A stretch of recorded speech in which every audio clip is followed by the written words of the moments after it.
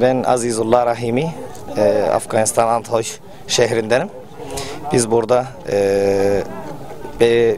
yani 8-9 gündür burada yani bizim kaybolan ve adice, insafsızca götürülen çocuğumuz için burada beklemedeyiz.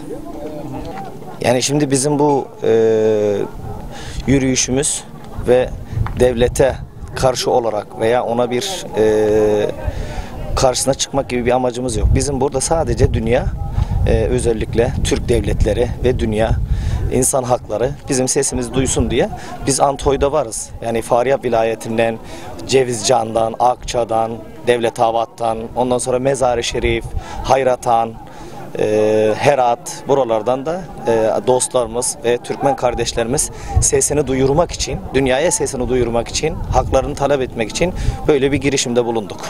Biz şu anda sesimiz yettiği kadarıyla az önce de söylediğim gibi ya bizim şu anda yapabildiğimiz sadece bizde bir güç yok Türkmen halkında ve ezilmiş bir milletiz.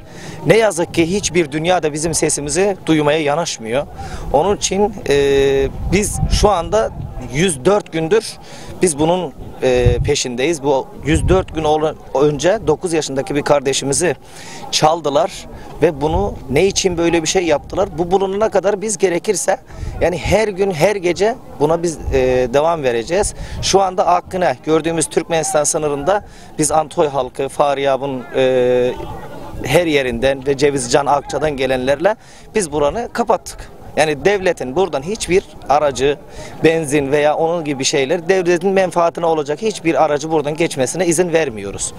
Ve onun gibi mesela Herat'ta da aynı şekilde Kunduz'da da Mezar-ı Şerif'te de biz yapabildiğimiz şey şu: sınır kapılarının önünde böyle bir oturacak yer bulup burada biz devlet araçlarını kapattık.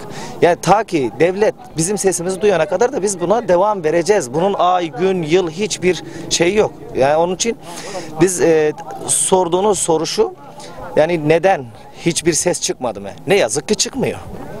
Yani ne dünyadan çıkıyor Türkmen için ne de Afganistan devletinden.